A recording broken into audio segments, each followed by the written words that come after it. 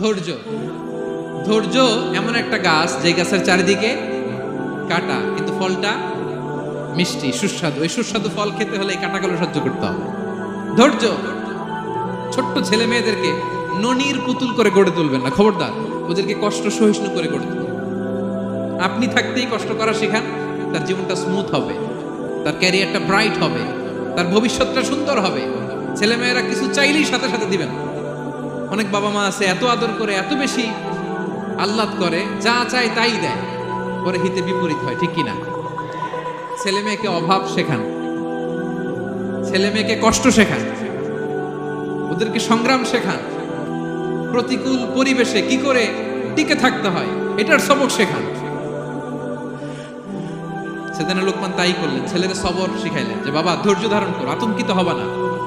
জীবন এটা সহজ নয়, জীবন চলার পথ সহজ নয়, এটাকে সহজ করে নিতে হয়। কখনো সবর করে, কখনো ক্ষমা করে, কখনো অন্যকে ইগনোর করে, কখনো দোয়া করে, কখনো আল্লাহর উপর তাওয়াক্কুল করে, ঠিক কিনা? ছেলে মেয়েকে আদর করে বোঝাবেন, বাবা এখন তুমি বাবার হোটেলে খাও, মায়ের হোটেলে ঘুমাও। সারা জীবন এমন চলবে না, দুনিয়াটা বড্ড কঠিন, এখানে কেউ কাউরে জায়গা করে দেয় না, নিজের জায়গা নিজেরই করে নিতে হয়, ঠিক কিনা? ছোটবেলা থেকেই তাকে দৃঢ় মনোবলের করে তুলতে হবে যে বাবা দুনিয়াটা এত সহজ নয়, এটা সহজ করে নিতে হয়। This is the life hacks. এই লাইফ হ্যাক গুলো আপনি শেখাবেন, লাইফ লেসন গুলো শেখাবেন। ধৈর্য ধরো, সৎ কাজের আদেশ দাও, মন্দ কাজের নিষেধ করো। এগুলো করতে গেলে একটু বাধা বিপত্তি আসবে, কিন্তু শেষ হাসিটা তুমিই হাসবে, ঠিক কিনা? বিজয় তোমারই হবে। কি বলেন? সময়ই কথা বলে, সময়ই কথা বলে। বিপদে ধৈর্য ধরো। বিশ্বনবী আল্লাহ বললেন, ওয়াসবির আলা মা ইয়াকুলুনা ওয়াহজুরহুম হাজরান জামিলা। নবী হে, বিপদে ধৈর্য হারা হবেন না। ভালো সময় সামনে আসছে, মক্কায় আপনারে কষ্ট দেয়, গণক বলে, জাদুকর বলে, পাগল বলে, মদিনাতে বিজয় আপনারই হবে, ঠিক কিনা? ছেলে মেয়ে যেন আশাবাদী হয়ে গড়ে ওঠে, হোপফুল, আতঙ্কিত যেন না হয়। কষ্ট শিখান, ধৈর্য শিখান। আচ্ছা গেল। এরপর তিনি বললেন, ওয়ালা তুসাইর খাদ্দাকা লিন্নাস। ও আমার কলিজার টুকরা সন্তান, ওয়ালা তুসাইর খাদ্দাকা লিন্নাস। অহংকার করে মানুষ থেকে মুখ ফিরিয়ে নিও না। ছেলেরে এবার সোশ্যাল বানানোর চেষ্টা করতেছে। ওয়ালা তুসাইর খাদ্দাকা লিন্নাস। দেখেন একটার পর একটা, প্রথমে স্রষ্টারে চিনাইলেন, তাই না? এরপরে স্রষ্টার ক্ষমতা সম্পর্কে শিখাইলেন, এরপরে আধ্যাত্মিকতা শিখাইলেন, এরপরে ইবাদত কি সেটা জানালেন, এরপরে তিনি সোশ্যাল এঙ্গেজমেন্ট কিভাবে করবেন, সোশ্যাল রিফর্ম কিভাবে করবেন শিখালেন। এবার মানুষের সাথে কিভাবে মিশতে হয় সেটা শিখাচ্ছেন। মানে পিপল ওরিয়েন্টেড হও। ওয়ালা তুসাইর খাদ্দাকা লিন্নাস। অহংকার করে মানুষের থেকে মুখ ফিরিয়ে নিও, মুখ ছিটকাবে না। মানুষকে সম্মান করো, মানুষের সাথে মেশো, বি পিপল ওরিয়েন্টেড। আমাদের অনেক ছেলে মেয়েরা মানুষের সাথে মিশতে পারে না।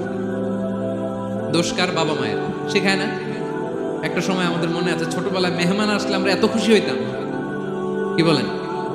মেহমানের কাছে যাইতাম, সূরা শোনাইতাম, কবিতা শোনাতাম, এটা খেলতাম, ওইটা করতাম। যাওয়ার সময় আমাদেরকে টাকা দিয়ে যেত, হায় রে খুশি। এখন দেখবেন টেনে হিসেবে মেহমানের সামনে আনা যায় না। এরকম আছে না নাই?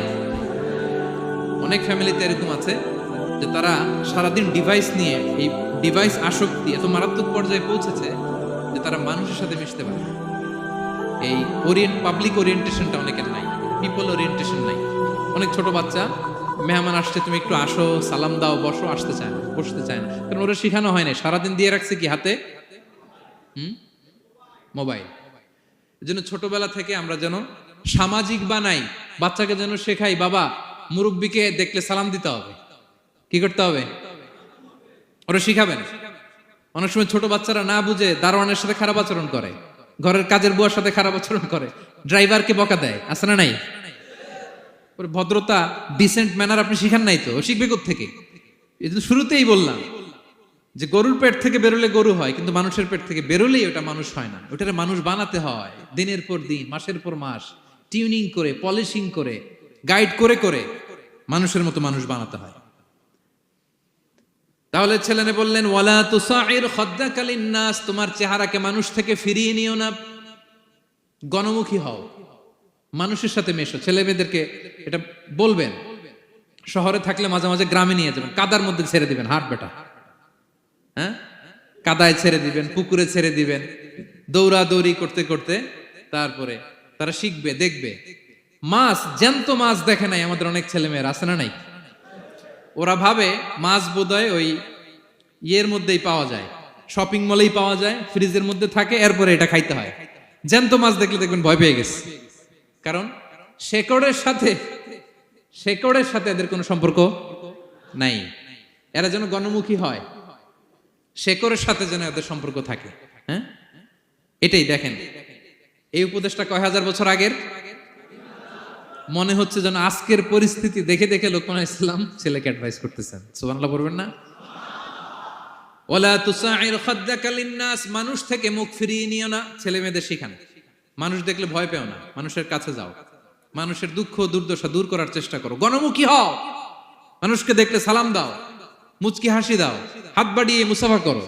তাহলেই না মানুষের সাথে তুমি মিশবে, শিখবে, জানবে, ঠিক কি না?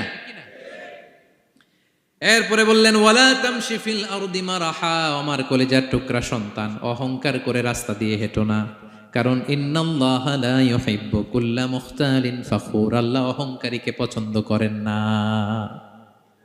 এবার বডি ল্যাঙ্গুয়েজ শিখাচ্ছেন ছেলেকে, কিভাবে হাঁটবে। আমাদের অনেক সময় ছেলে মেয়েরা খুবই ভালো, নিষ্পাপ, শুধু ভিতরটা পরিষ্কার হইলে হবে না, আপনার জেস্টারও তো ভালো হইতে হবে। হ্যাঁ, ভিতর ভালো কিন্তু প্রকাশ ভঙ্গি জানে না, আছে না নাই? এটা ইংরেজিতে কি বলে? বডি ল্যাঙ্গুয়েজ বলে, বুঝতে পারছেন? এবার ছেলেকে বডি ল্যাঙ্গুয়েজ শিখাচ্ছে বাবা, হাঁটার সময় এইভাবে হাঁটতে হবে। ওয়ালা তামশি ফিল আরদি মারাহা, অহংকার করে রাস্তা দিয়ে হেঁটো না। এখানে তামশি বলতে শুধু হাঁটাই না, অহংকার করে ড্রাইভ করো না, অহংকার করে হুন্ডা চালিও না। এরকম আছে না নাই? আমাদের ইয়াং ছেলে মেয়েরা হুন্ডা একটা পাইলে এমন আওয়াজ করে তারা চলবে, অসুস্থদের ক্ষতি হয়, ছোট বাচ্চারা ভয় পেয়ে যায়, মাঝরাতে মানুষ লাফ দিয়ে ওঠে ঘুম থেকে। এরকম আছে না নাই?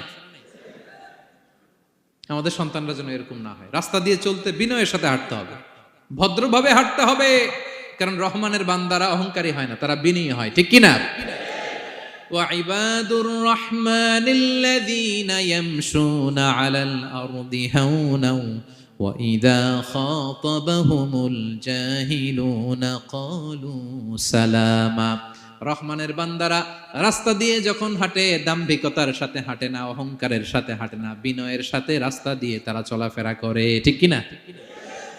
তো ছেলেকে হাতে ধরে ধরে বডি ল্যাঙ্গুয়েজ শিখাচ্ছে, বাবা অহংকার করে হেঁটো না, মানুষের অহংকার সাজে না, অহংকার সাজে একজনের, তিনি কে? অহংকার কার চাদর?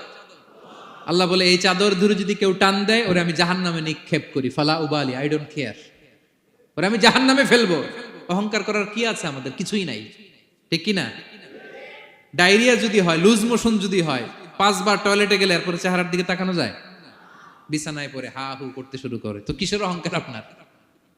লুজ মোশন 3 দিন যদি হয়, হায় রে, চেহারার দিকে তাকানো যায় না, সুন্দর চেহারা ফ্যাকাশে হয়ে গেছে, তো এই মানুষের অহংকার করা সাজে না। ছেলেকে বিনয়ী হওয়া শেখাতে হবে, বাবা বিনয়ী হও, তোমার বডি ল্যাঙ্গুয়েজটা সুন্দর করো, তোমার কথা বলায়, তোমার চলনে বলনে সবকিছুতে যেন একটা মাধুর্যতা থাকে, একটা কোমলতা থাকে, শেখানোর দরকার আছে না নাই?